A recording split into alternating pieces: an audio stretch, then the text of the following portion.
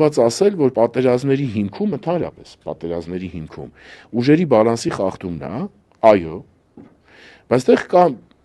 շարունակություն էս մտքի, որը շատ դեպքերում չի բարձրաձայնվում, չի արտասանվում։ Այդ ուժերի բալանս կոչվածը ի նկատի չունի միայն ռազմական պոտենցիալը։ Այսինքն հիմա եթե ես դա պրոյեկտ եմ հետադարձ մեր վրա, հա, եթե Ալիևը ուզում է սկսել պատերազմ, բացի նա, որ ինքը պիտի մտածեր, որ հիմա իր մոտ ուժերը ավելի լավ վիճակում են եւ այլ, ինքը պիտի են հարցար, հա,